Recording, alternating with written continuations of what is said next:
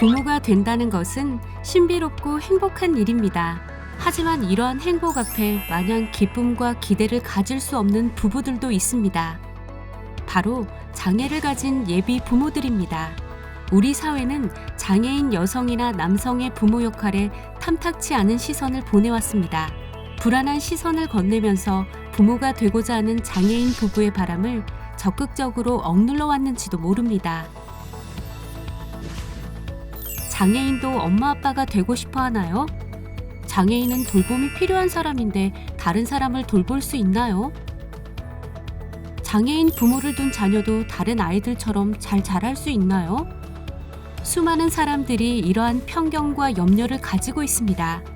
하지만 부모가 되고 싶어 하는 마음은 너무나 당연하게도 장애의 유무와는 아무런 관련이 없습니다. 국가인권위원회 장애인 모부성권 증진을 위한 실태조사 보고서에 따르면 비장애인들의 대다수는 장애인의 모부성권 보장을 위한 국가와 사회의 지원이 필요하다고 인식하고 있으면서도 장애인 모부성권에 대한 생각을 해본 경험이 없거나 직접 양육이 어려운 장애인은 임신이나 출산을 하지 않는 것이 더 낫다고 생각하는 등 장애인의 모부성권에 대한 구체적 항목에서는 부정적이며 양가적인 정서를 가지고 있는 것으로 파악되고 있습니다. 장애인 여성은 자녀에게 도움을 구하기보다 위험과 책임을 더 많이 감당해내려는 경향이 있습니다. 장애인의 청소년 자녀들은 비장애인 부모를 둔 또래 아이들과 비슷한 수준의 집안일을 담당하고 있습니다. 아이들에게 적절한 책임을 맡기는 것은 합리적이고 바람직한 일입니다.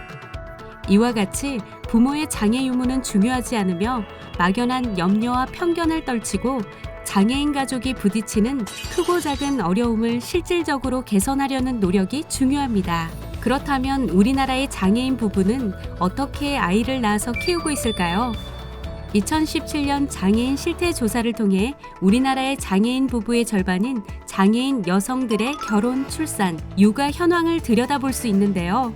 결혼 당시 장애를 가지고 있었던 만 18세에서 25세 여성 87명 가운데 장애가 있는 상태로 임신한 경험이 있는 여성은 80명이었습니다. 이들 중 25%가 임신 기간 중 별다른 어려움이 없이 지냈다고 답했지만 장애의 유형에 따라 주로 호소하는 어려움에는 차이가 있었습니다. 시각, 뇌병변, 지적장애인의 경우에는 자녀가 자신처럼 장애를 가질 것에 대한 두려움이 상대적으로 컸으며 지체장애인은 본인의 건강 악화를 가장 크게 염려했습니다. 또 자녀가 있는 장애인 여성들의 절반가량은 엄마의 장애가 자녀의 성장이나 발달에 전혀 지장을 주지 않거나 지장이 별로 없다고 생각했습니다. 특히 자신의 장애가 자녀 양육에 많은 지장을 초래한다고 생각하는 경우는 16.7%로 높지 않은 비중을 차지했습니다. 그렇기 때문에 건강한 아이를 낳을 수 있을까, 임신 중 어려운 일을 겪지는 않을까 걱정도 하게 됩니다. 특히 장애인 부부가 경험하는 임신과 출산은 더욱 생소하고 어렵게 다가올 것입니다. 하지만 장애가 있다 해도 계획을 잘 세워 임신을 한다면 태아와 산모 모두의 건강을 유지하며 무사히 아기를 낳을 수 있습니다. 유전성 질환이 있는 경우를 제외하고는 장애인 부부에게서 아이에게로 장애가 대물림될 확률은 후천성이 약 75%, 선천성이 약 25%로 대부분 후천적 안전사고에 의해서 발생하며 선천성인 경우도 대부분이 단일 유전자의 문제가 있는 경우보다 복합적인 원인에 의해서 발생하기 때문에 장애가 유전될 가능성은 매우 낮습니다.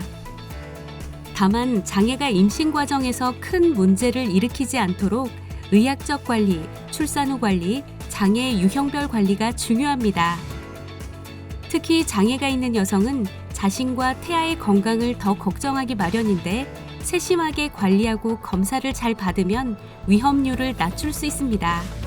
물론 임신하기 전에도 검사를 받고 계획을 세워 아기를 갖는 것이 좋습니다. 임신하기 전부터 몸을 관리하면 더 건강한 상태에서 임신과 출산을 할 수 있기 때문입니다. 장애가 있든 없든 아이를 갖거나 갖지 않기로 하는 것은 인생에서 가장 중요하고 신중한 결정 중의 하나입니다. 임신과 출산은 축복입니다.